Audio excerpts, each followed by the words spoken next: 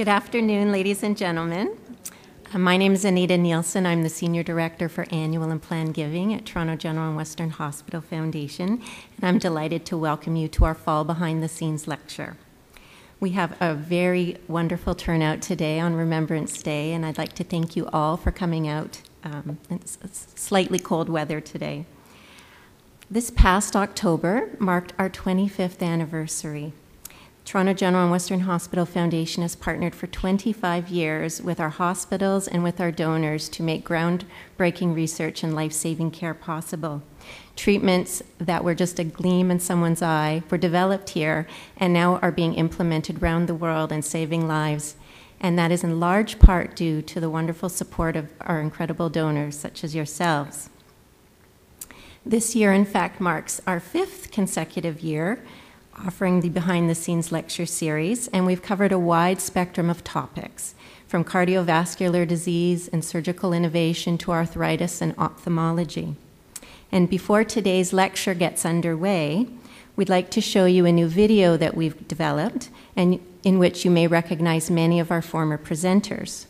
Tomorrow, in fact, marks the launch of our Brain Campaign. It's an exciting initiative to raise funds and awareness for the diseases of the brain, fast becoming the #1 public health threat as our population ages. So at this point, I'd like to play the video.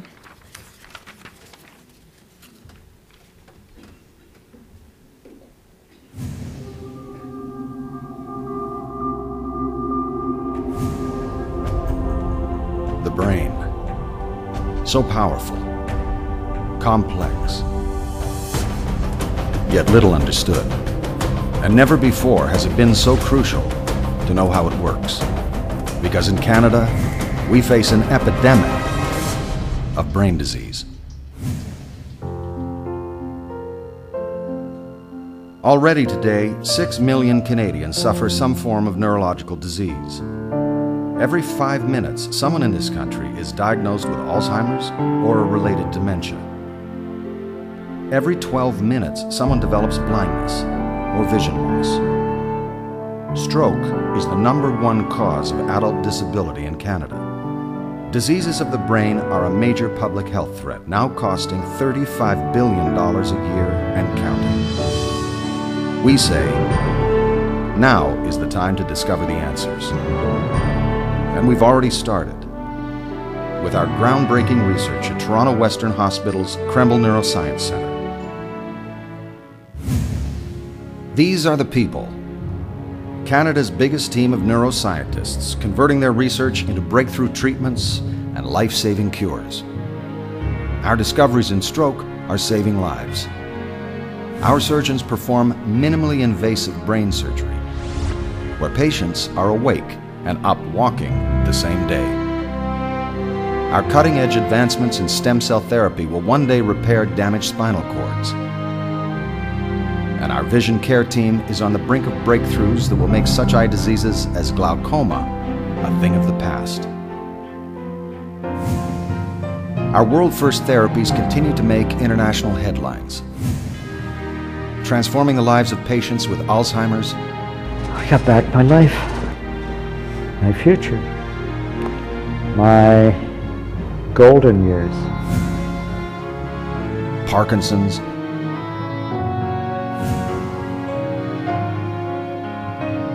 thank you so much, I mean, genuinely from my heart. and curing those with depression.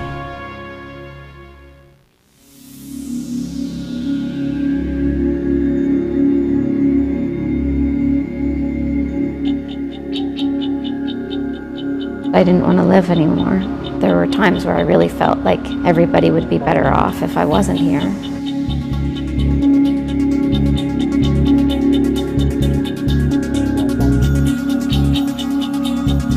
Thank you for my life. They help bring a family together again. Miracles do happen. This is the place. Welcome to the future. The new Krembil Discovery Tower, a state-of-the-art center for brain research. We're assembling the brightest research and clinical minds from around the world to take on the challenge of brain disease. Together, we'll spark scientific collaboration, accelerate brain disease research, discover novel treatments, and new cures. The need has never been greater. The stakes never higher. Join us and be part of the brain solution. Help us reach our goal for the Brain Campaign. $200 million to finance new facilities and equipment and support neuroscience breakthroughs. Now is the time. These are the people. This is the place. I'm Paul Gross, and this is the Krembil Neuroscience Center Brain Campaign. Please donate today.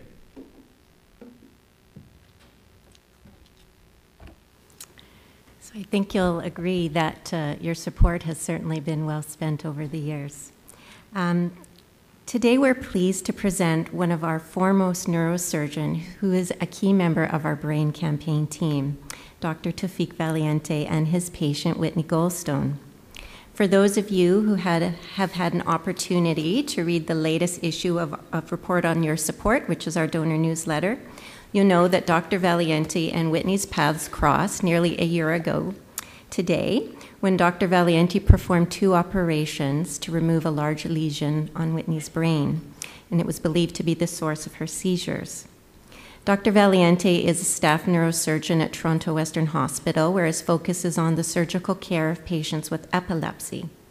Dr. Valiante completed his residency at the University of Toronto in 2002, followed by a fellowship at the University of Washington in Seattle. He's the recipient of a Canadian Institutes of Health Research Clinician Scientist Award, which provides funds for his research in the field of electrophysiology. And in addition, he's the co-director of UHN's epilepsy program and an assistant professor of neurosurgery at University of Toronto. He's a tireless advocate for the advancement of quality of life and care of individuals living with epilepsy, and we're so pleased he's joining us this afternoon to provide you with his perspective on epilepsy and the human condition. He'll also provide you with some exciting information on the future direction of our epilepsy and neurosurgery programs in the context of our Brain Campaign. Whitney Goldstone. Whitney is a proud wife and mother of 2 children and is the epitome of someone living life to the fullest with laughter, compassion, and grace. She's with us today to share her story as a patient at Toronto Western's epilepsy program. And in addition, Whitney is also part of our Brain Campaign team, working with Foundation Board member Fraser Fell to raise funds and awareness for the epilepsy program at Toronto Western Hospital and the Krembil Neuroscience Center. So it gives me great pleasure to invite Dr. Valiante to come to the stage. He'll deliver today's lecture, and then will be followed by Whitney, and then we will have time for some questions and answers. Dr. Valiante.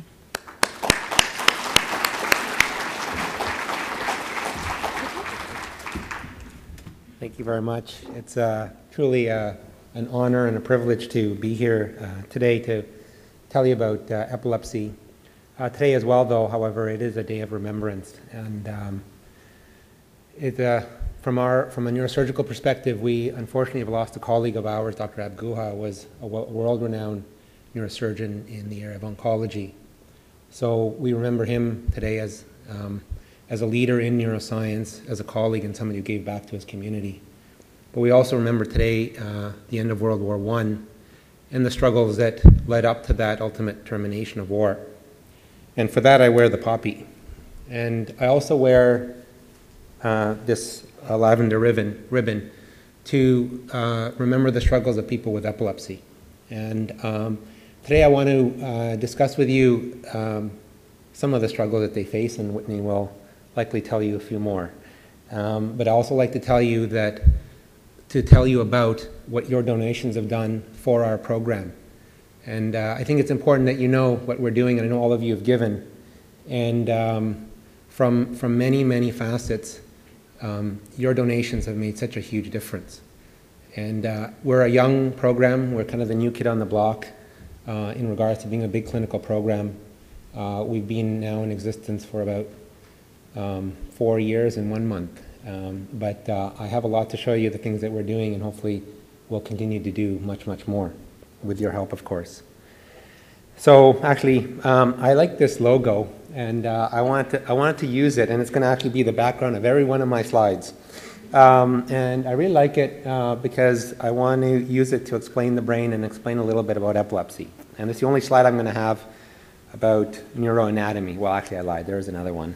And there is a test afterwards, just so you know.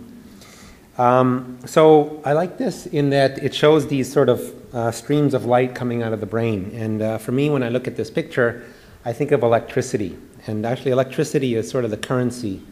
It's the way different parts of the brain communicate with others. It's really the basis of brain function on top of all the other things like genes and all sorts of stuff like that. But the moment-to-moment function of the brain is largely governed by electrical activity.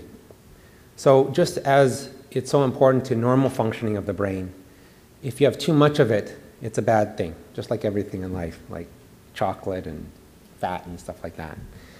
And too much of it ultimately results in seizures. So too much electrical activity results ultimately in seizures. And in that context, it's important to put epilepsy in regards to other conditions, in regards to frequency and how devastating it can be. And that's why I think so many people who work with epilepsy are so passionate about the things that we do. And I will sort of introduce you to the whole team who's involved in that process. According to the World Health Organization, epilepsy is the most serious common neurological disorder in the world. It affects more people than MS, Parkinson's, and muscular dystrophy combined. You don't really hear about epilepsy because of a lot of the stigma that's associated with it. And in developed countries, about 0.6% of the population has epilepsy. That means there's about 72,000 people in Toronto with epilepsy. In Ontario, sorry, 4,000 in the GTA. It's important to understand that epilepsy is a chronic condition. And with chronic conditions come a whole number of things. And it's not like other disorders in that it carries with it a significant amount of stigma.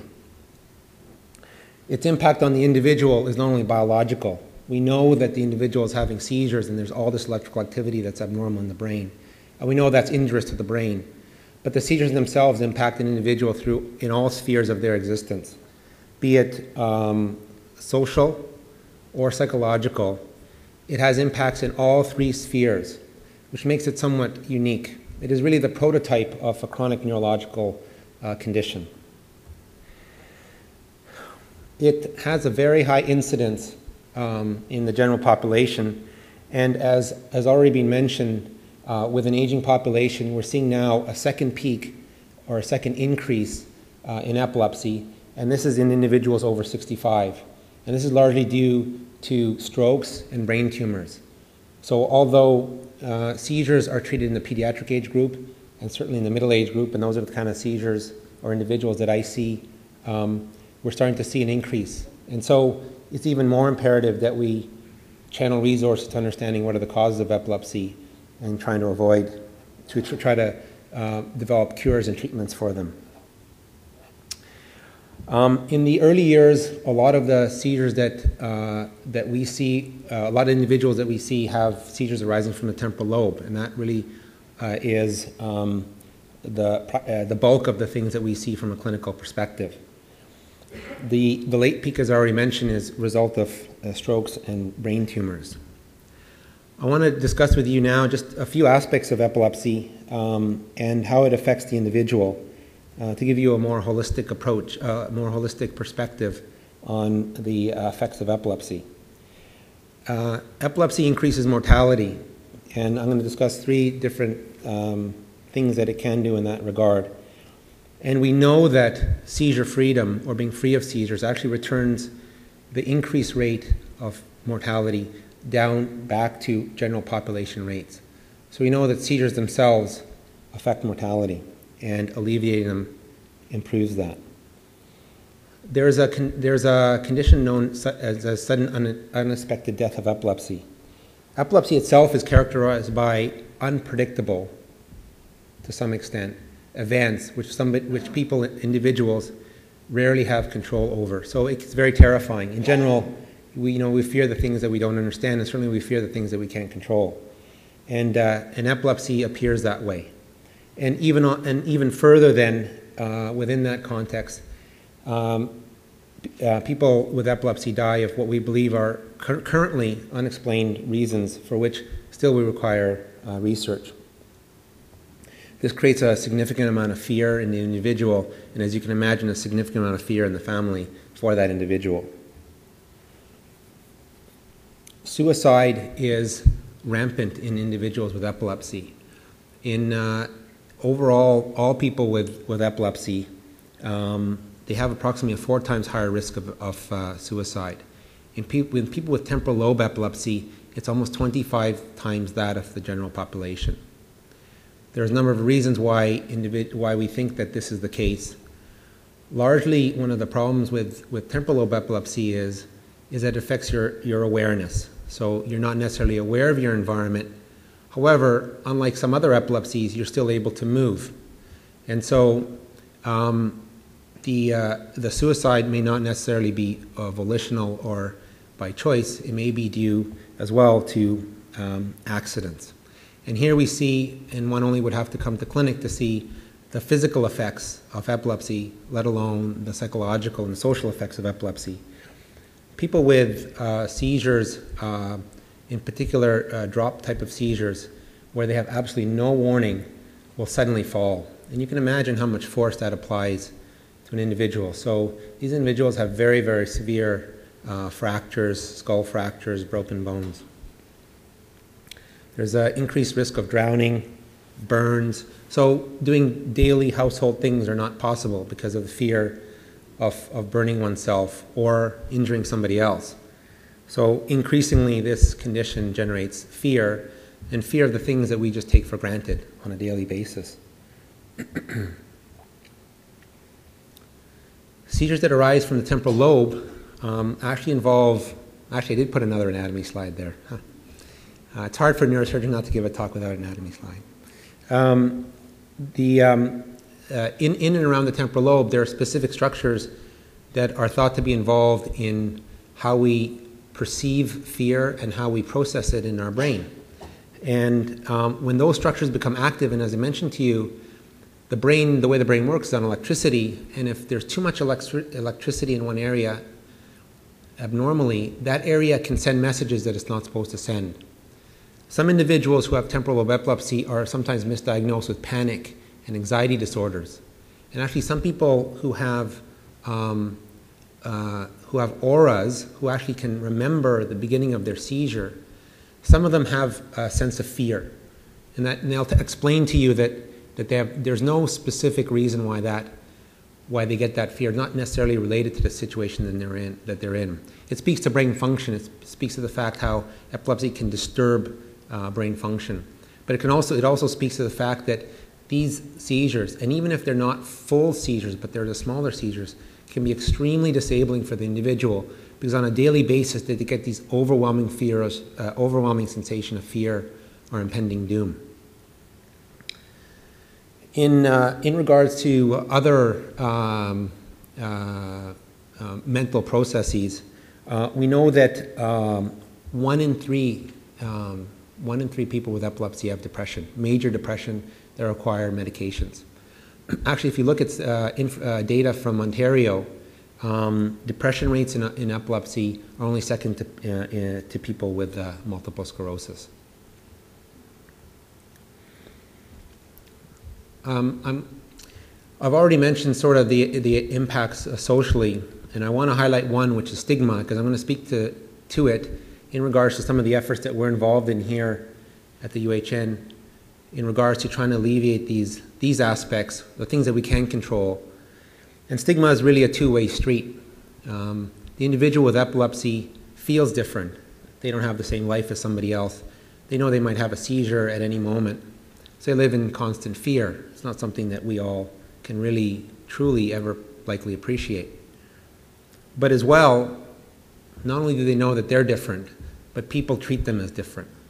And that's really sort of the double bind, is that they really can't get out of this. And we know that when we look at the studies, we know that improving knowledge about epilepsy, not only in the individual, but in individuals around that individual, can actually improve their quality of life.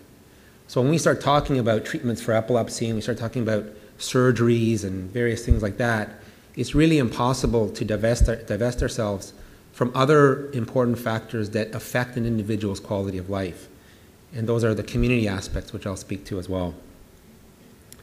In Ontario, people with epilepsy have the average, same amount of education as the average Ontarian. Yet, they're much more likely to be unemployed, or they're much more likely to be underemployed. And this speaks specifically to the fact that there's a significant amount of job place discrimination in those with epilepsy. When we look at our national, our health survey, our national health survey, people with epilepsy have the lowest self-reported quality of life. And this is in comparison to all other chronic conditions. If you look at rheumatoid arthritis, cardiac disease, stroke, it has a significant impact on an individual's life. To some extent, the number of seizures affect an individual quality of life, but we know that there are many, many other factors, and I've already sort of spoken to some of them. We have a problem, however, in Ontario, and one of the problems is an issue of access, in that people with epilepsy, if we look at surgery as a marker, as an indicator of how well people get treated in Ontario, this is not to speak to all the other people who are either misdiagnosed or on the wrong medications, but just the very individuals who are the best surgical candidates. What I mean by the best surgical candidate is an individual in whom, if we did an operation, would be able to reduce their seizures by at least 80%. So in that individual, only about 2% of them actually gain access to that treatment. Engel is a very well-known neurologist in the United States, and he's stated that epilepsy surgery is probably the most underutilized operation of modern time. Despite how effective it is, and I'm not claiming that it's the panacea, because as I'll sort of go through, there's many, many questions that remain unresolved.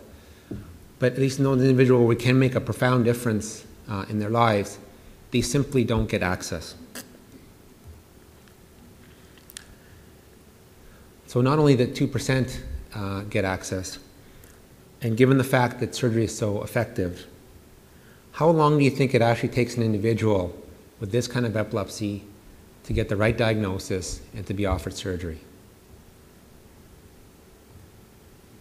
I think that's 22 days, 22 months, 22 years. Okay? So by that time, the individual, their entire life has been basically affected by epilepsy. The chance of ultimately reintegration, a meaningful existence, however one would define a meaningful existence, that's really for the individual. We all know what would it mean personally to us, is really gone. And there was recently a study that came out, very recent actually, it was in The Lancet, and it looked at long-term follow-up after surgery. And it showed that about 50% of all people who have surgery for epilepsy are seizure-free at 10 years.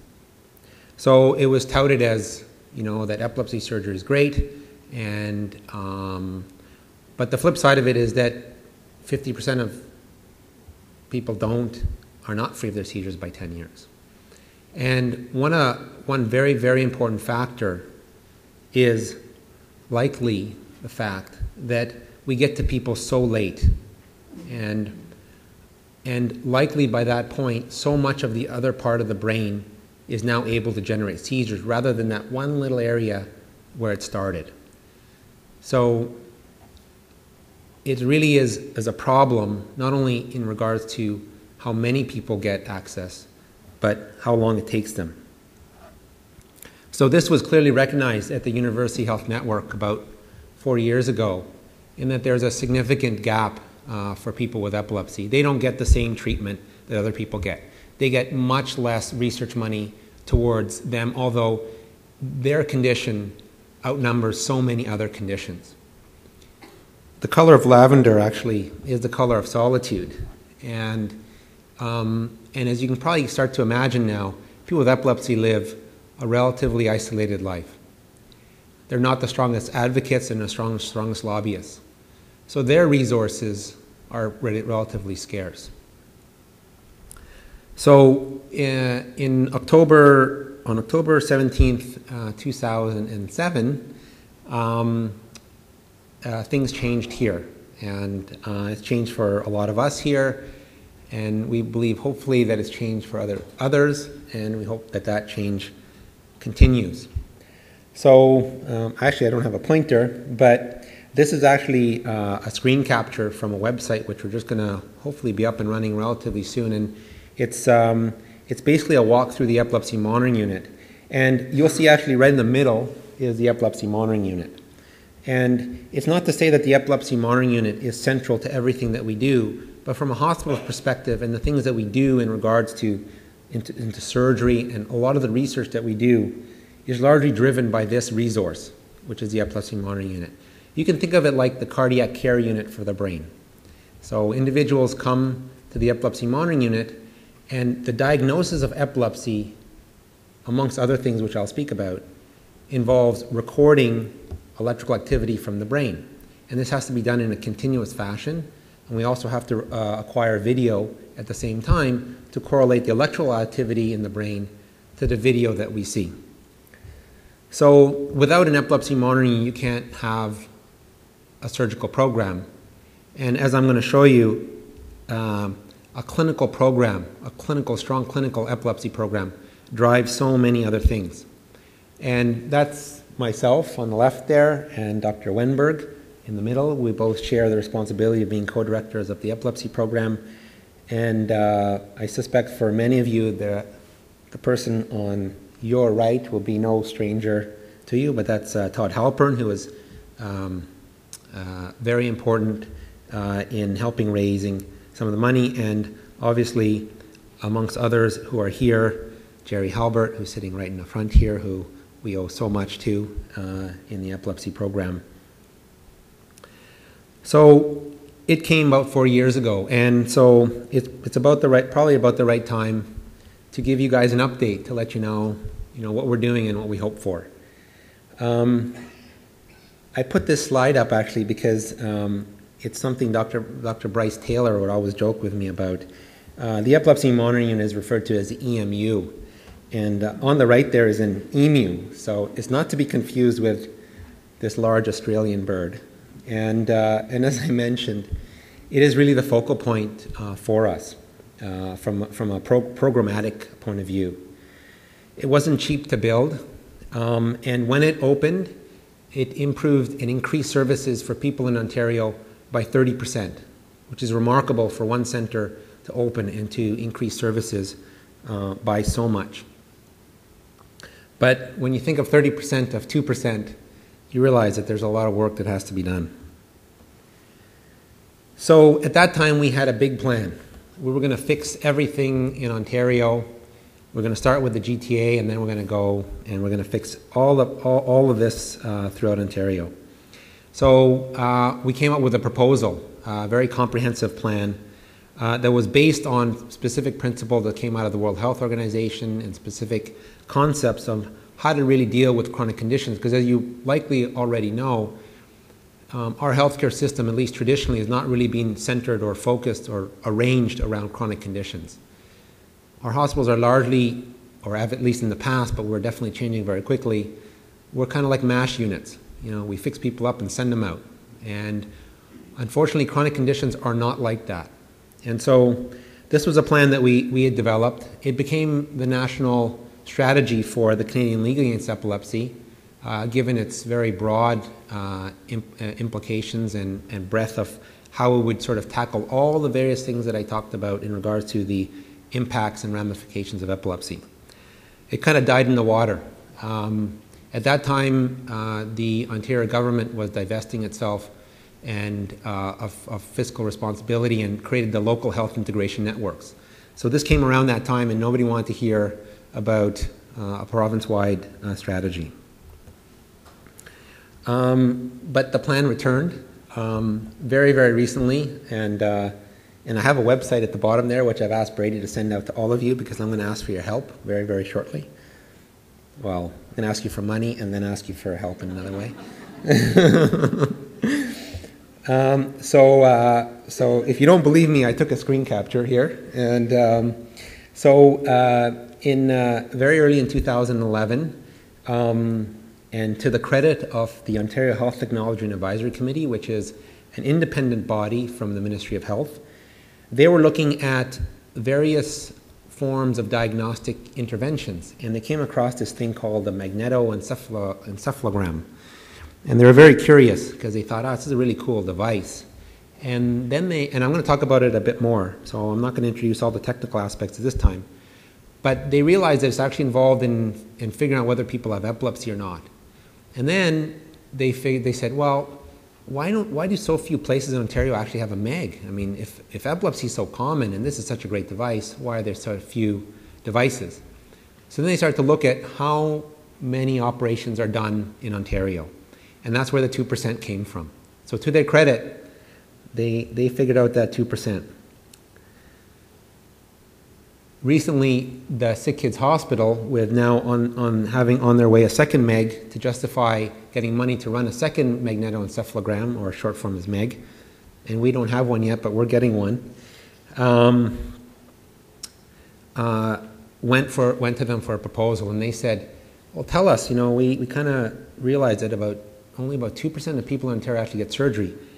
Please go home, do your homework, and figure out why this is happening. So an expert panel was actually formed by people in epilepsy, myself, other surgeons from University of Western Ontario, neurologists all across Ontario, and we came up with a recommendation. And I'm happy to say that the work that we had done 5 years ago has largely formed the basis, the structure for improving those services throughout Ontario. And what is really, really neat is that this document now, which has just been released by the Ontario Health Technology Advisory Committee, has just been posted on their website for public comment. So this is where I ask you, and I'm going to ask Brady to either email you or send you a letter or something like that, off the website below. And I would ask you to read the document. We feel this is a really, truly rare opportunity for epilepsy. It's a dream come true for the government to recognize how poorly serviced people with epilepsy are. So I ask your help in that regard. But we also know too, as I already mentioned, is that it's really wonderful to have all the resources available to oneself, but engaging the public is very, very important, because currently the knowledge of surgery as a treatment, or even the proper management of epilepsy, not even let alone surgery, but just how to manage it, is really not well known in the community. So we seek to empower the individual with epilepsy, but we also seek to empower others. So we've been fortunate that epilepsy has been a very, very compelling story and has had uptake in the media. We had a number of stories. One was in the Globe and Mail recently, about a year ago or so, featuring individual on the right-hand side here. It was the top third of the Globe and Mail in regards to his struggles with epilepsy. And we were able to initiate a documentary on W5, which is actually a half-hour documentary speaking to the fact how underserviced epilepsy is. We also feel here at the epilepsy program that our community partnerships are indispensable. As physicians and as clinicians, we see people for about, maybe half an hour, 45 minutes in our clinic, and the rest of their life they live outside of the hospital. And we have little knowledge of the things that affect them in that way, and little things to offer them in that regard. So we look to our community partners, non-governmental, not-for-profit organizations like Epilepsy Ontario and Epilepsy Toronto, to provide so many services. And in that way, we've been able to realize something else in regards to in the context of our program. That our program is not just an EMU, and it's just not the walls of the Toronto Western Hospital, but it's a community resource. And in that way, we have individuals actually from Epilepsy Toronto and Epilepsy Ontario who come to our clinics to help and speak to individuals, to help them with their vocational issues, help them with job place discrimination. They not only attend our clinics, but they come specifically to the epilepsy monitoring unit, where people are spending on average 10 days waiting for a seizure to happen. They speak to them about their condition. They speak to them about how they can help. So really now we've invited the community into our hospital. We do joint educational programs with them. We have an annual educational program as well as information sessions. We just had one in regards to surgery. We jointly participate with them in Purple Day. And if you guys don't know what a Purple Day is, it's actually an easy website to remember. It's www.purpleday.org. It's now become basically a global movement. March 26th is the day that the whole month of March actually is the month of epilepsy awareness. But that day is dedicated specifically to specific events, which we participate with actually with Epilepsy Ontario and Epilepsy Toronto. Education is very important as well. We've added new lectures to the University of Toronto curriculum. We now have begun citywide EEG rounds where we bring people who have knowledge in epilepsy, and the Toronto Western Hospital now is the hub for educating individuals in regards to epilepsy and how to interpret EEGs, which is an important diagnostic test in regards to diagnosing somebody with epilepsy. We currently don't have funding for fellows, and that's something certainly that we're asking for in regards to expanding our program. We've had 2 fellows in the recent past. Dr. Andrade is actually here in the audience. She is now on staff here. She brings special interest in specific aspects of genetics of epilepsy. She also runs a transitional program between Sick Kids Hospital and Toronto Western Hospital to facilitate that transition from the pediatric system to the adult system. Our other most recent fellow is Esther Bowie, who's now working at Sunnybrook Health Science Center, but provides a very important resource to women with epilepsy, as there are so many stigmas around conceiving in individuals with epilepsy, and also the fact that many people, individuals with epilepsy may be a high risk. But it's also to allay the stigma and the mythology around the fact that people with epilepsy cannot conceive, so it helps them through that process as well. We have medical students who actually do projects through various community organizations to learn how epilepsy and the resources that are available to people with epilepsy determine their health care. I now want to turn to something that's very, very important, and that's really research. And this is the title of a book. It says, Epilepsy, A Window to Brain Mechanisms. And I've put up a pedigree here, and who knows who the guy on the left is? Anybody? Nobody in that row can answer. Penfield, exactly. Yeah, exactly. So that's Wilder Penfield. And he really created the MNI with donations from the Rockefellers. It was $1 million in 1925, I believe. To his right is an individual named Arthur Ward. Arthur Ward wrote the book entitled Epilepsy, A Window to Brain Mechanisms. And below him is Dr. Ojeman, who is a very well-known neurosurgeon and a very prominent researcher. And I did my fellowship with Dr. Ojeman. So I draw my lineage right back to Dr. Penfield. And when Dr. Ojeman would joke in the operating room that when something would break down, he'd say, "Oh, this must be made in Canada." And I'd say to him, in a different context, I'd say, "Well, Dr. Ojeman, I'm just really taking a little bit of Canada back to Canada." So I want to talk now about the individuals who are part of the epilepsy program, but I want to talk about in a little different context. I want to talk about the research that they do, but it's important also to remember that everybody that I'm going to talk about provides an important clinical service. So I want to first introduce Mary Pat McAndrews, who's here. She's a neuropsychologist. She has a very distinguished pedigree as well. She draws her lineage to, firstly a student of hers, and then she did a fellowship with Brenda Milner, who was actually an individual who gave a lecture here at the Gairdner lectures. She's an individual who's credited with really helping us understand how we remember things. And she was there as a student of Donald Hebb and around the time of Dr. Penfield. And remarkably, she's still doing research, 93 years old. So in Dr. McAndrews' lab, She's particularly interested in using fMRI, which is functional magnetic resonance imaging. So as you can begin to already see, we rely heavily on the technologies, and technologies cost money. The MRI is not only a device to give us pictures of the brain, but also now we can start to look at specific functions, and that's what Dr.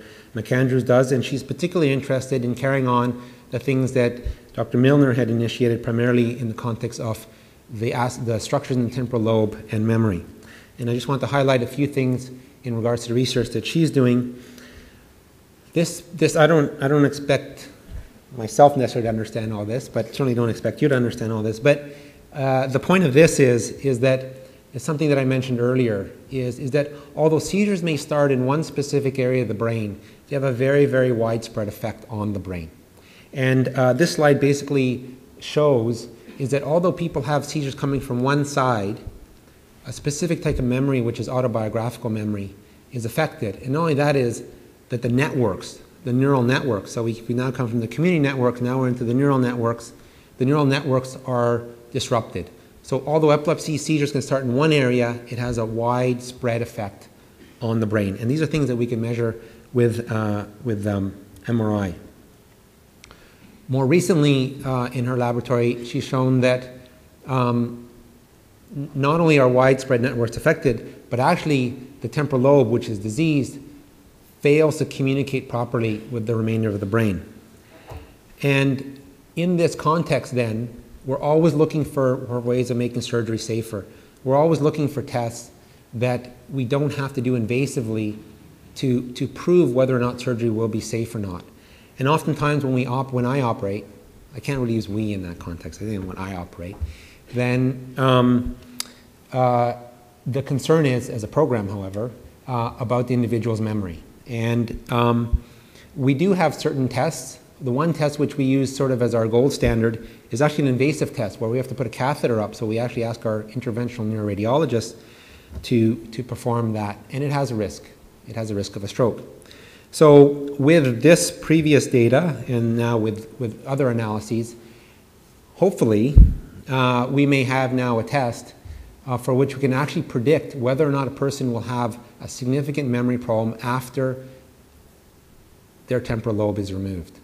So we're using the functional imaging to actually now predict memory, which in the past, this has been a difficult thing to do. We've always relied on this invasive test. So this is clearly a less invasive, less risk, yet informative in regards to reducing the risk and making surgery safer for an individual with epilepsy. Dr. Richard Wemberg is a neurologist here at the Toronto Western Hospital. He's an electroencephalographer. I didn't have a picture of his mentor, but his pedigree is actually back to the MNI as well, to the Montreal Neurological Institute. And his mentor was trained by Jasper, who was a contemporary of Wilder Penfield. His specific interest is in understanding EEG and how that helps us with the diagnosis, its limitations. And also he's currently finishing off his PhD in magnetoencephalography. And he's recently published a paper which speaks to something that we do very frequently at the Toronto Western Hospital, and that is in regards to the signals that we record deep from somebody's brain. And Whitney is no stranger to having electrodes put in her head. And these slides here actually, this one here in particular, you can kind of see these black dots, and these are actually electrodes that we implant within the brain to determine where the seizures are coming from. And this is kind of the first study of its kind where we actually were curious because when we think about new technologies, we all want to test them. Whether or not the magnetoencephalography can detect the things that we pick up with these electrodes. It would be really great if it could, because this would be another way of reducing the number of invasive tests. You can imagine putting electrodes on and in the brain is not a risk-free proposition. So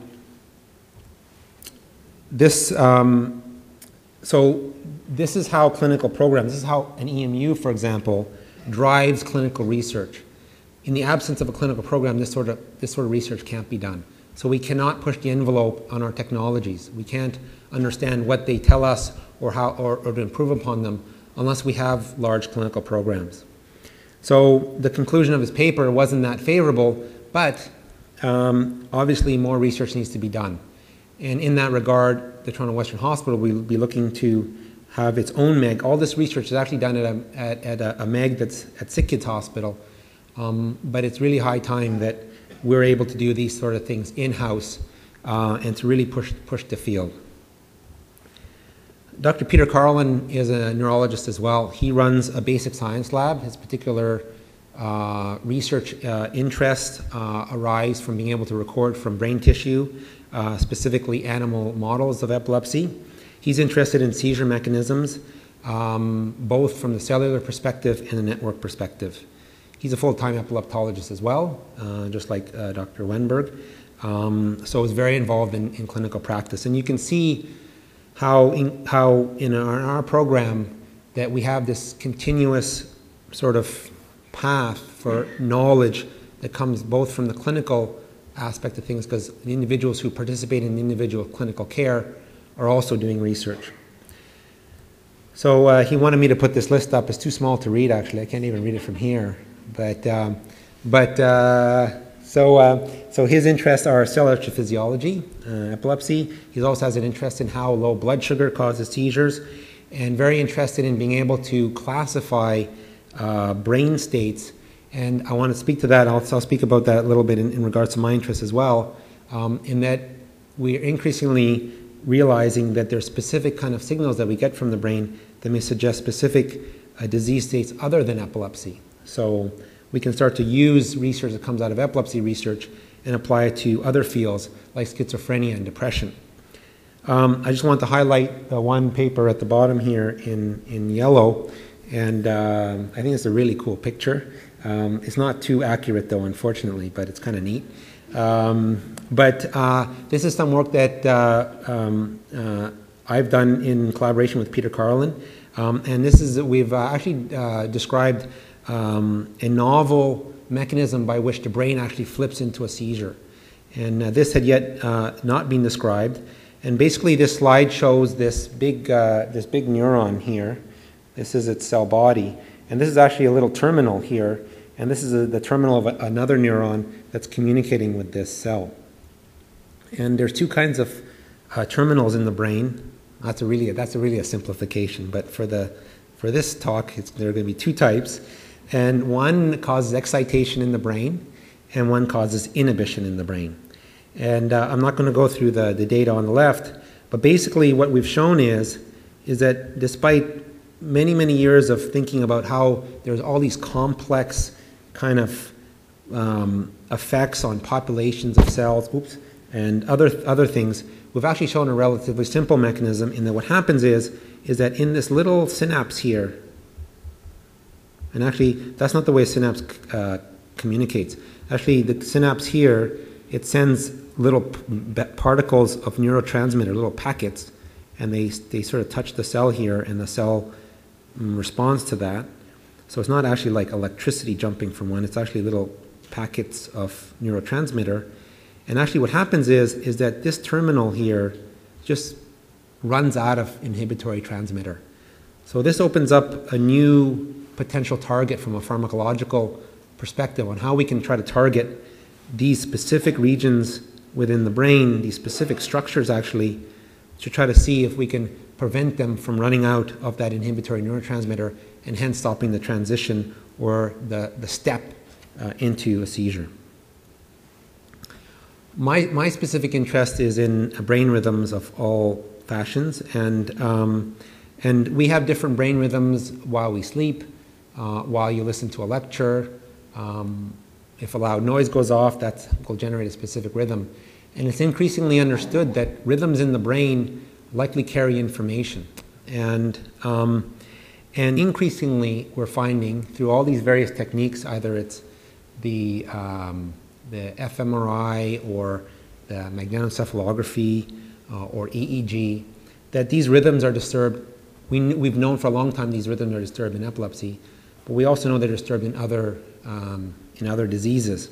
So this has become really a strong interest in the field of neuroscience. As I've already shown you, we have the opportunity to put electrodes on the surface of the brain. And, you know, I put out Wilder Penfield's picture because I genuinely believe there's no condition like epilepsy that has taught us so much about the human brain. And I think we increasingly realize that as we do more and more research and our technology improves, that epilepsy by its very nature affords us an opportunity to get recordings. And obviously it's a testament to the human being who's undergoing the procedures that we do to allow us to do the research that we do. And so we are truly indebted to the individuals who suffer with epilepsy and allow us to do this research. With electrodes on the brain, we can actually have people do specific tasks, and this is work that I do in collaboration with Mary Pat McAndrews here, looking at how different oscillations are affected. But we also have opportunity to study that very tissue that we remove during surgery to understand what exactly is happening in that tissue. And so there's a number of individuals whom I work with. I've mentioned Dr. Carlin, but Dr. Liang Zhang is a PhD neuroscientist at the Research Institute. He has a specific interest in how rhythms of the brain are generated. So together with him and Dr. Carlin, we actually look at how these pieces of tissue that we remove, we starting to characterize how do they do what they do, not only in the context of epilepsy, but how might they generate the rhythms that we actually see in the brain that occur naturally. I also have an interest in anesthesia and the effects of anesthetics on the brain. You might have seen the movie where people, or heard about people who have conscious awareness under surgery. So how does the brain form memories under that situation? What are the rhythms that occur when people are sedated? What happens when you forget something, and if we do that to you with a drug? I also have a strong interest in other imaging, other modalities of figuring out how specific aspects of the brain generate rhythms. We're particularly interested in looking at these levels of the neurotransmitter that I mentioned that run out in specific areas of the brain and how that correlates with different rhythms. I'm not going to go through everybody on that slide, but I also want to talk to you as well about clinical trials, and I apologize if I'm boring you, but I do want to tell you about all the things that we are doing. Clinical trials are very, very important. When new drugs come out, when new treatments come out, we have no way of knowing whether these things will actually make a difference for that individual with epilepsy. So clinical trials are exceedingly important. And I think epilepsy can be very proud, even though the fact that it's only a 4-year-old program, that we're involved in a large number of clinical trials. Many of them involve drugs. New drugs are coming out, but we don't know their efficacy. So Dr. Del Campo, who's at the top of the slide there, is involved in a number of drug studies to look at new medications, how they may be better tolerated and whether they may help further with seizures. Dr. Peter Tai is second from the top, is involved in the study looking at a new type of release of a medication that is used for epilepsy. Dr. Andrade here who's here as well, is also involved in genetic studies, but as well as drug studies. Myself, I'm involved in, but really as a program. I mean, I mention these individuals by name because they're the leaders of the studies, but in no way is anything like this possible without a large program and a group of people.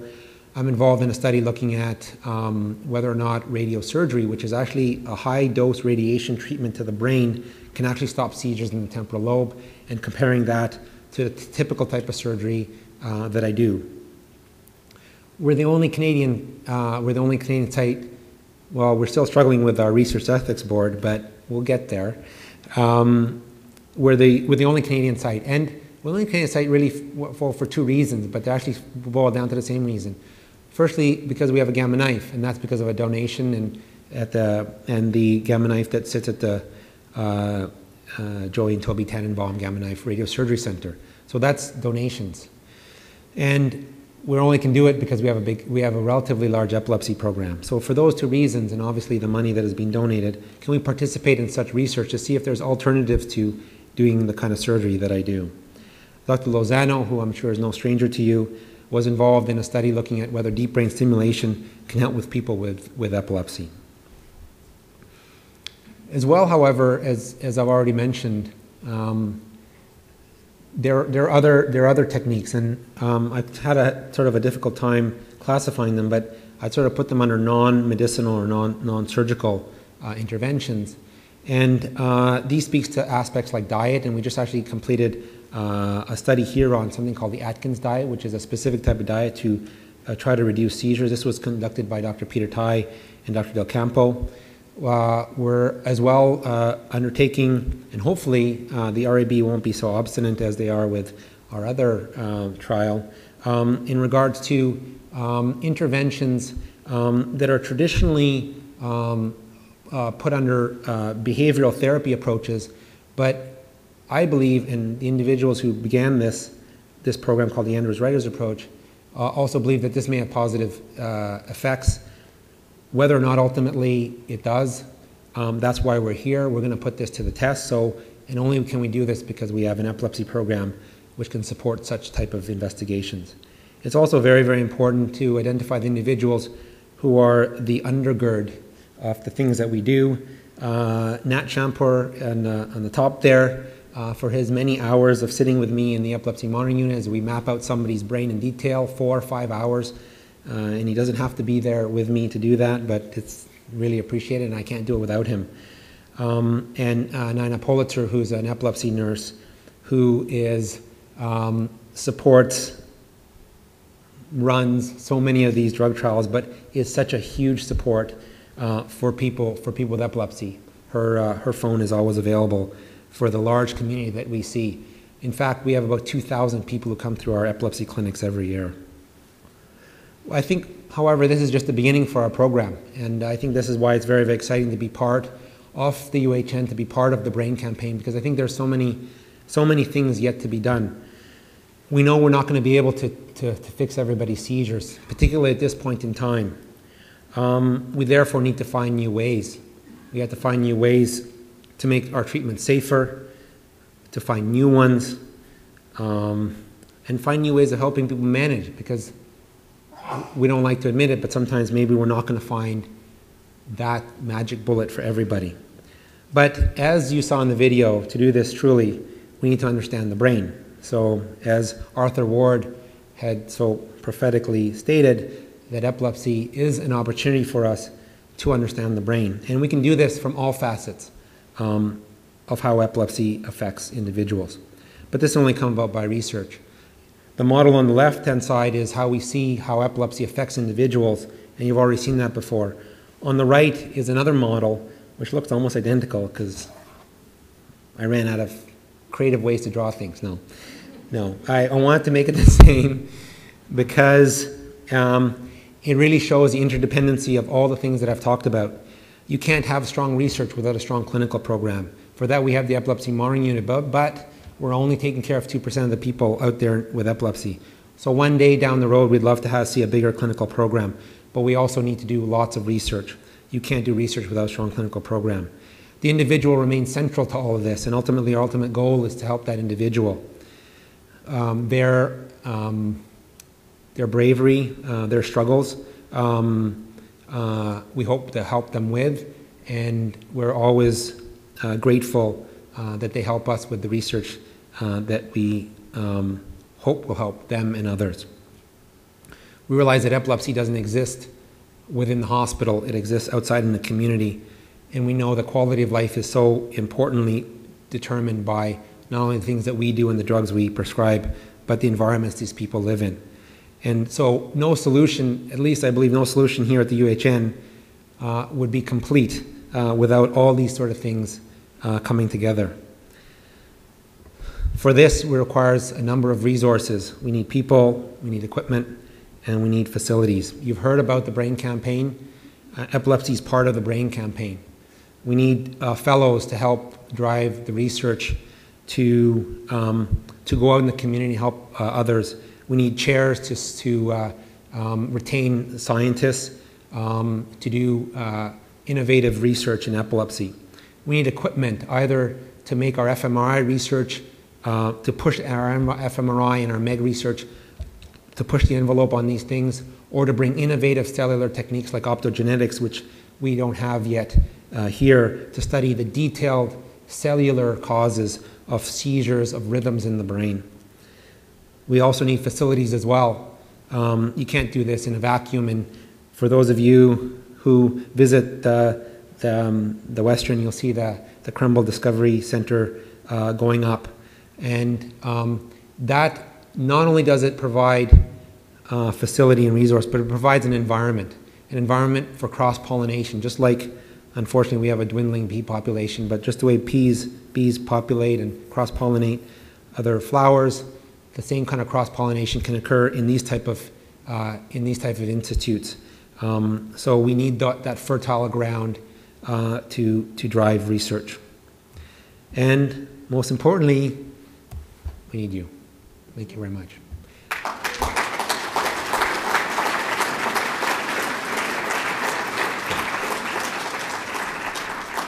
So I'm going to now introduce Whitney, whom she can describe our relationship. Thank you. Okay. Thank you very much. Hi. Thank you, Dr. Valiante. Like Dr. Valiante, I am wearing a poppy today as well. I'm not wearing lavender. I'm wearing a slightly louder purple. Not like all epileptics, I am a louder advocate for epilepsy. I'm going to touch on a few points that Dr. Valiante talked about. We do need you, obviously. In 1999, I'm sure most of you read the article, but was first referred to the epilepsy clinic at Toronto Western.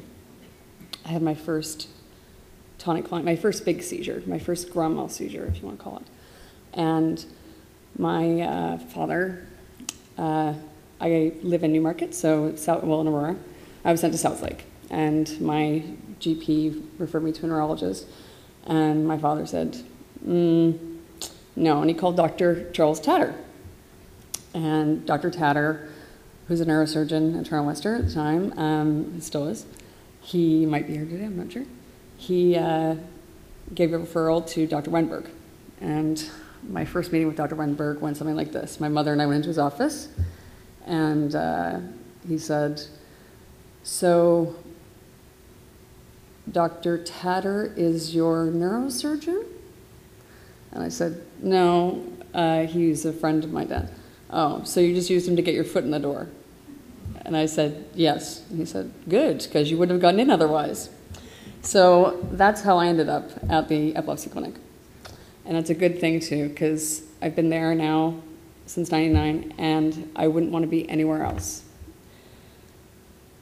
Now I'm with Dr. Andrade and Dr. Valiante, and I wouldn't be here, well, I'd be here, but I probably wouldn't be standing here.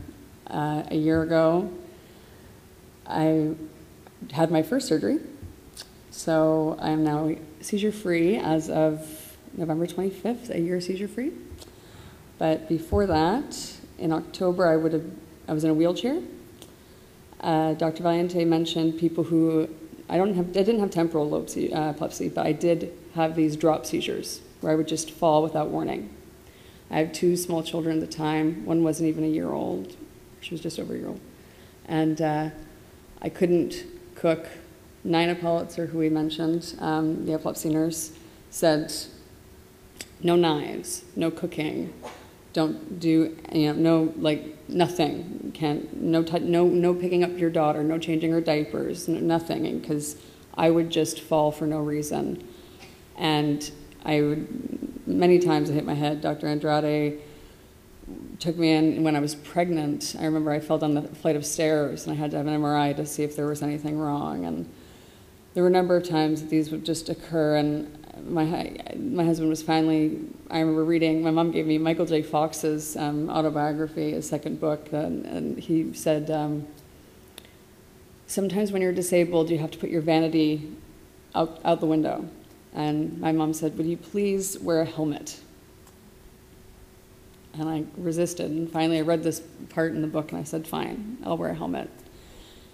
And I went around wearing a bicycle helmet for a few months, and I'd fall and went through a couple helmets, broke a couple, and then finally got to the point where I couldn't go to the bathroom or shower by myself, and finally ended up in a wheelchair.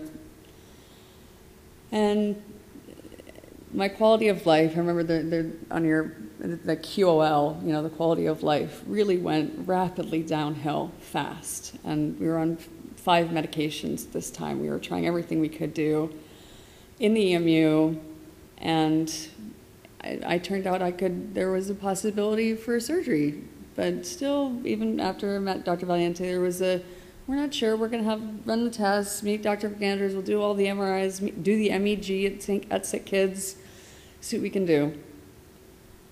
Did that. Then we did the internal strips, the electrodes on the head.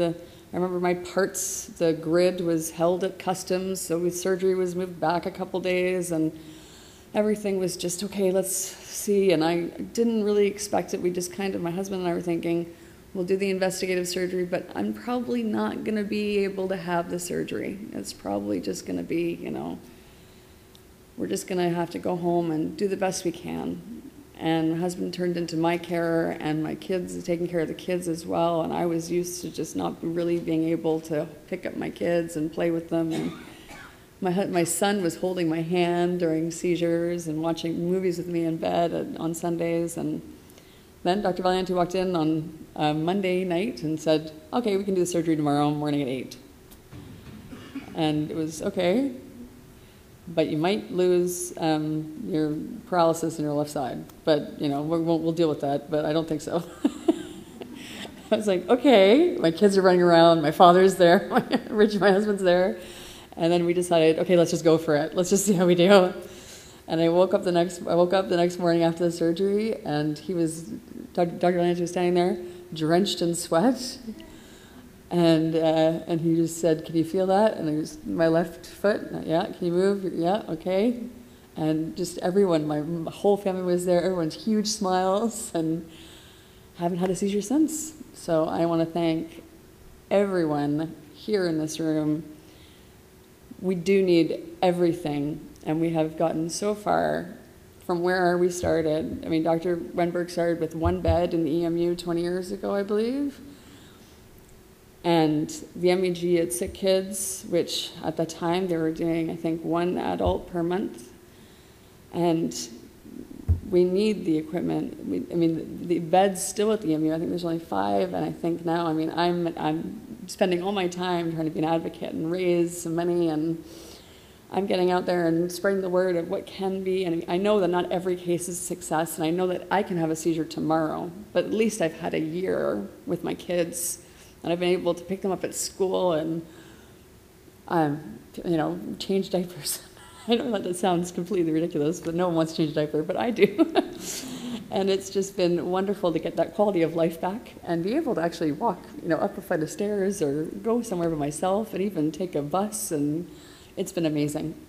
And it can't be done without support from people. And what needs to be built and bring awareness of epilepsy into the community and help others with this disorder can only come from people who are willing to open up. So thank you so much for even just coming and listening to everything. Thank you.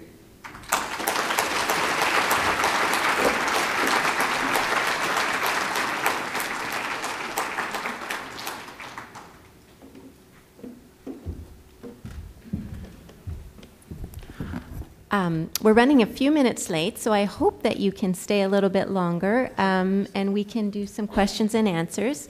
We have some microphones. We're recording this so that we can post this lecture on our website. So if you would like to ask a question, please just raise your hand and one of the staff will come around with the microphone, and Dr. Valiante or Whitney can address the questions. So right there, please. Am I to be the first? Doctor, you didn't give us the price tag on the MEG, the MEG. Sick Kids has one, and they're way out front. We kind of have some money for it, but we don't have all the money. What are we looking at? 500,000. $1 million? 500,000. $500,000.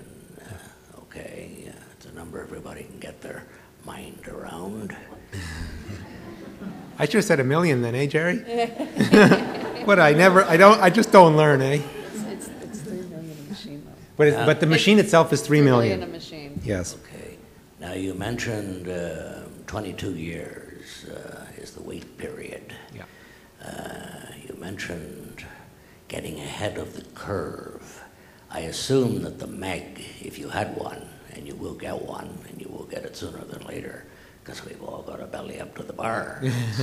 I agree. Jen has to have a MEG, at least one. Yeah. How far will that shorten the curve? And there are 40,000 epilepsy patients in the GTA.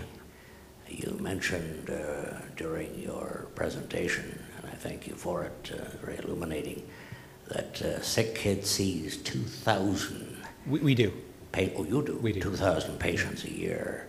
But how much will, by having a MEG, how will it shorten the curve? Because the electrical damage that is done to the brain, knowing but not being able to do anything about it for 22 years, is staggering. Are we talking 50% shortening of the curve, 75%? That's my second and last question. Thank you. Okay. So I underestimated the cost of the MEG, so it's 3 million. Yes, just want to correct that. I think that's an extremely, extremely important point that you've made. I think that in no way, given the current resources at the various hospitals, that we could ever truly reduce that 22 years. Therefore, as I mentioned earlier, is that to address that 22 years takes a number of approaches. So the approach that we've taken is, and as I showed on the slide, is that at this point in time, we have the Ministry of Health now thinking, knowing that epilepsy is being underserviced. What we're asking from them is to equip our hospitals to at least double or triple the capacity of existing hospitals and build others that can deal with epilepsy. That still may not necessarily answer the 22 years. The MEG would. Doing radiosurgery will help as well. What, however, it might do is that it might ultimately allow individuals with newly diagnosed epilepsy to come to us much early in their disease course. Although we would certainly, we don't turn anybody away, the lifelong impact of epilepsy, to be able to start to get people who have right now no possibility of making it into our system, would be remarkable. I think we would see not only, what we'd see is we'd see a number of things. We'd likely see the benefits of surgeries and the various interventions improve. That would be probably one thing. And secondly, what increased volumes at these hospitals will do is it'll drive a lot more research. And none of the things that we yet can implement in regards to improving somebody's quality of life, or from a purely mechanistic point of view of stopping seizures with a stimulator or a drug, none of that will be possible without increasing the clinical volume. So I don't think it's a solution that we'll have tomorrow or it'll happen in the next year, but it's an ideal that we really, really need to move forward with. And who knows, maybe we're going to find out that singular mechanism in which we can deal with many types of epilepsies that are not amenable to the other drugs. So it's with that hope and also the reality that we're not going to necessarily address those 22 years that we believe that the resources that we require now will drive us to that solution. They're not necessarily will not be immediate. We have a question in the back row. I have two questions. Number one, is there a genetic predisposition? And number two, you mentioned elevated blood sugar levels, so are diabetics more prone to develop epilepsy? I should get Dr. Andrade up here. So yes, absolutely. There's many genetic forms of epilepsy. It really depends on the type of seizures you have. There's ways of identifying that with our EEG. There's also blood tests now, genetic markers for specific forms of epilepsy. The type of epilepsy that we deal with most routinely from a surgical perspective, which is temporal lobe epilepsy, there may be some variants of it that have a genetic predisposition. Some may not. we still have yet to do research on that. In regards to the hypoglycemic seizures, a very, very profound low blood sugar can induce seizures. We know that occurs in individuals, and we know that also occurs in animal models. We know that the blood sugar, we don't know the mechanism yet. Many, many mechanisms underlying why certain things cause epilepsy are still not quite known. Why, however, hypoglycemia or low blood sugar causes seizures is not quite known yet. Yeah. There's a question, another question in the back, and then this lady down front in the red sweater. I'd like to understand a couple of the numbers that you presented. Am I right in thinking that there are about 70,000 cases in Ontario? From a surgical perspective, you mean? Or just in total? Epileptic cases? 70,000 in Ontario, yeah. And of that, about 15,000 could be cured or probably cured through surgery? 10,000 individuals would be candidates for surgery, and I would estimate percentage-wise the chance of them being seizure-free of about 80%. Okay, so that's, as I say, 15% of the total. Yeah. And how many are likely to respond to drugs? I mean, let's go back and take Dilantin and take the more modern ones. Absolutely. So that's a great question. So what I didn't give you was sort of like all the numbers. So I withheld information. Yes, that's true. But actually, so epilepsy, though, if somebody gets a diagnosis of epilepsy today, for example, or a population does, about, on average, 70% of those individuals will respond to a medication, and their seizures will stop. 30% won't, and if you switch to medication, then half of those people will will find remission on the medication. So 15% of the people ultimately will not find any remission on anything that you do. That sounds like a very low number, as opposed to, but the problem is epilepsy is so common. So the rate at which you can help is balanced by just how common it's so common. But the 15% that don't respond to drugs aren't necessarily the same 15% that would respond to surgery, I assume, or are they? Well, as nature has decided, the people who are most refractory to medications are the most likely to be surgical candidates. Could you tell me what is working? Oh, sorry. Oh, it is. Could you tell me if one came across somebody in a crowd or on a bus having a seizure, today, what do you do? Because when I was younger, we had a young boy at the school who had seizures frequently. And the first thing we did was put a pencil between his teeth. That's what we were told to do. The first thing to remember, well, first thing is that people shouldn't panic. That's one thing. You try to move the individual away from harm. So if it's a subway, something like that, to try to move them away from falling over. You don't try to restrain them because really trying to restrain is injurious to that individual and injurious to yourself, so you can't do that. You certainly do not put anything in their mouth, so that we know for sure.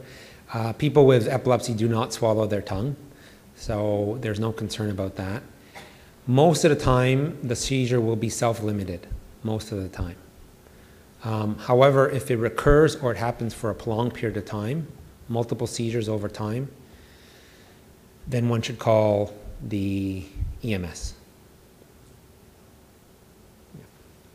So, the gentleman in the blue shirt. Dr. Telefax, I have two questions. That on your brochures, that Canada is the first country that found out the stem cells can regenerate and restore the brain cells to help the epilepsy. One is that can we eat the medication instead of surgery for the stem cells to help the epilepsy? That's a great question. Actually, for the type of epilepsy that we deal with most commonly, it's actually a loss of neurons in a specific area of the brain. Currently, I'm not aware of any gene therapies for epilepsy. One of the difficult aspects, but I mean, the future is the future. Certainly, if you were to be able to engineer viruses, for example, that could turn on a specific gene that is known to start a specific mechanism, like I showed, like the inhibitory mechanism in a specific area of the brain. And we know that that can be done because there are techniques where you can transfect cells with viruses. That may be one technique, certainly. Regeneration of neurons is always an extremely difficult thing to do within the brain. It was tried for Parkinson's disease without much success. Growing cells in the brain itself is very difficult. Spinal cord regeneration is very difficult, although there's certainly been advances from a regenerative point of view. The central nervous system is very, very resistant to growing new cells. And I suspect that for epilepsy per se, probably the better target would be some kind of gene therapy where you would make cells produce more of something that inhibits cells in that area and may stop the seizures. And one more question is, did Toronto Western or Toronto General have stem cells surgeries to help the epilepsy? No. Not but currently. As I know on the website, the Toronto Western Hospital website, they say have a stem cells research. Yes, for spinal cord regenerate, absolutely.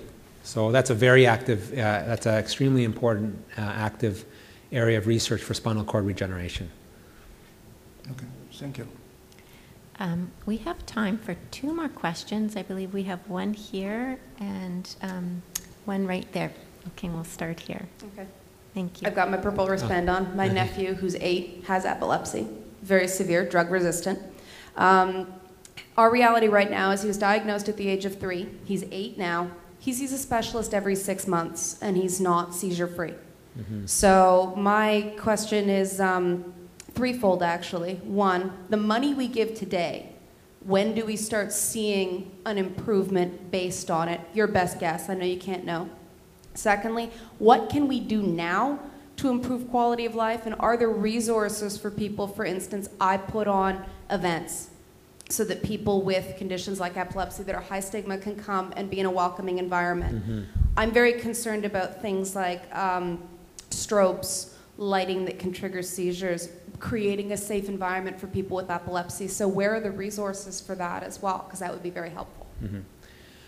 How old's your son again? He's 8. He's 8 years old. My nephew, yeah. Your nephew, sorry.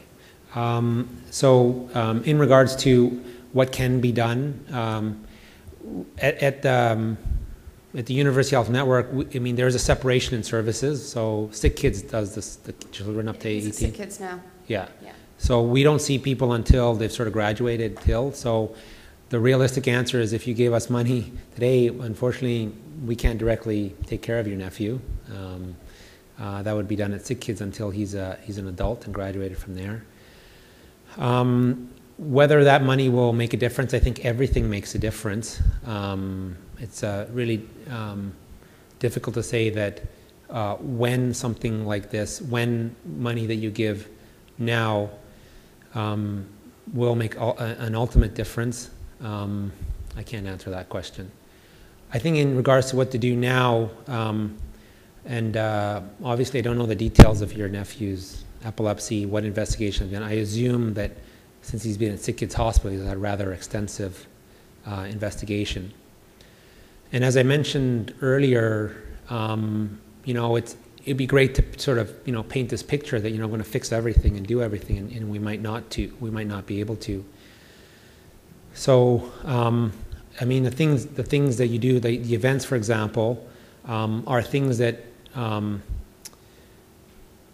I think create social awareness. I think when I had actually observed the Epilepsy Support Center, Epilepsy Toronto, and they go into the schools and they teach children about epilepsy. Yeah, Kids on the Block. Kids on the Block. Kids on the Block isn't part of Epilepsy Toronto. Do you know Kids on the Block?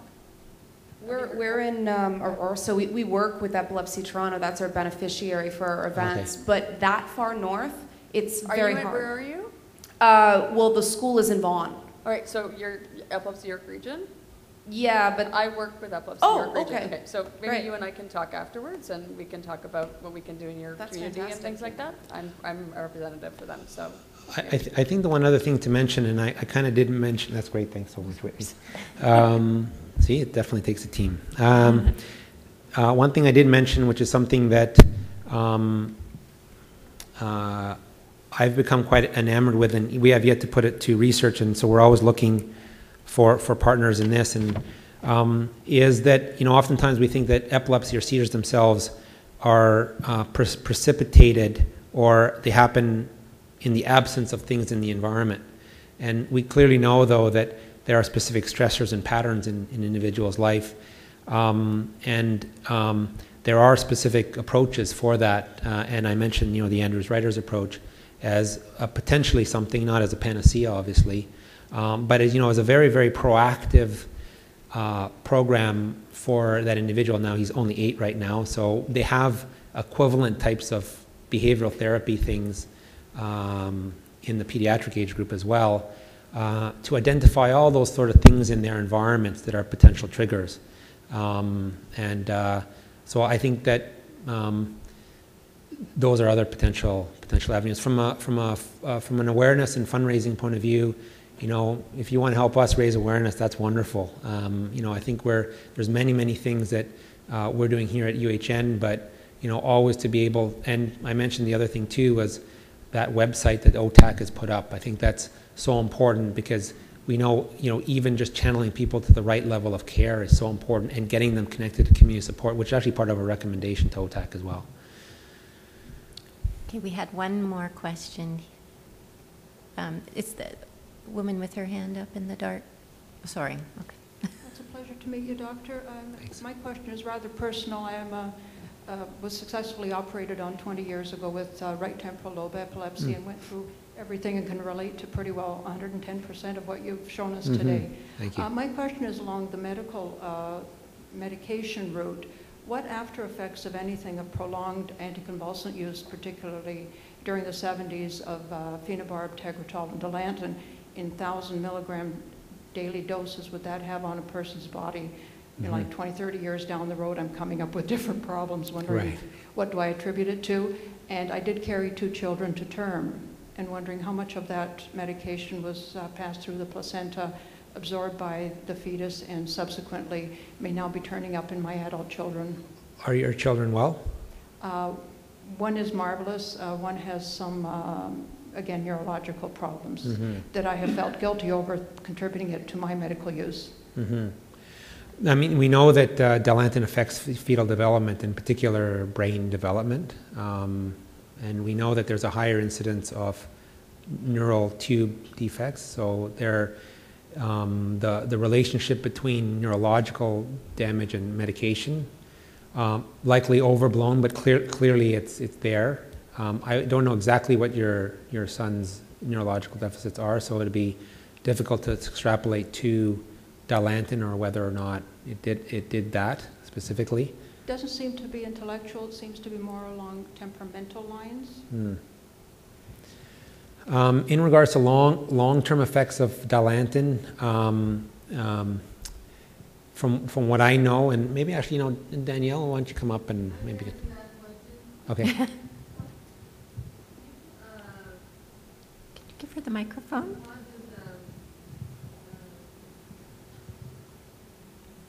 Some of the causes could be with the lung. Fibroids, not fibroids. Oh, yeah. So I've had lung problems as a result of Dilantin. And it causes the gums to grow over your teeth. And some other ones. But that's the basic ones I know. And I've been on Dilantin for about 20 years, I think. Yeah. Some of the common problems with Dilantin are osteoporosis, which can develop very early on. Even after 1 year of medication, you can see signs of osteoporosis. Dilantin can also cause enlargement of the nodes.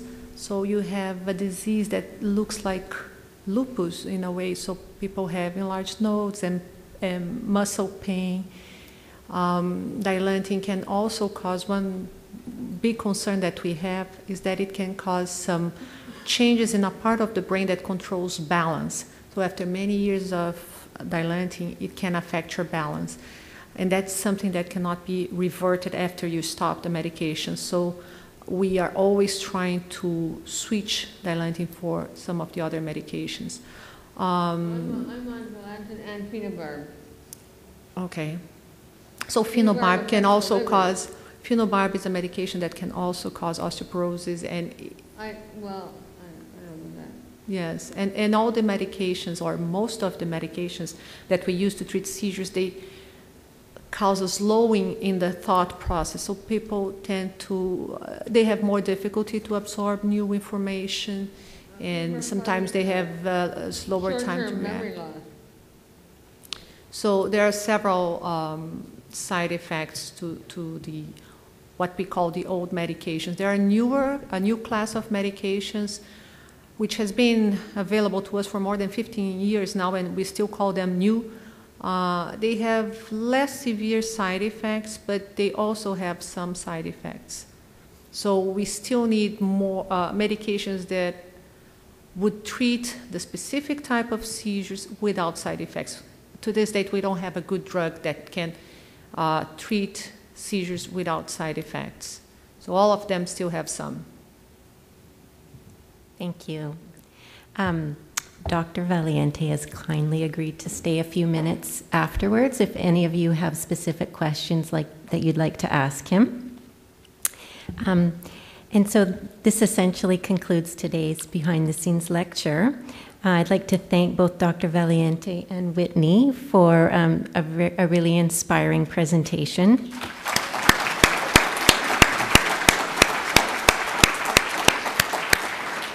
You can see Dr. Valiante as one of our top fundraisers. And that's actually a good segue because I just wanted to note that this is traditionally the time of year when many of us think about our donations to charity before the end of the year. And so I thought that it might be helpful to put a face to a name in case you have any questions for us. So I'm just going to invite my team to come up to the front so I can just introduce them and point out who's who.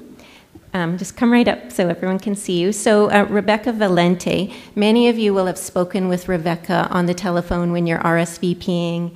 And so Rebecca looks after our Fraser Elliott Society and the Frederick Banting Society. Next to Rebecca is Seema Shah, and Seema takes care of all of our commemorative giving donations, so donations in honor, donations in memory, and also our Honor Your Hero program. She is your go-to person.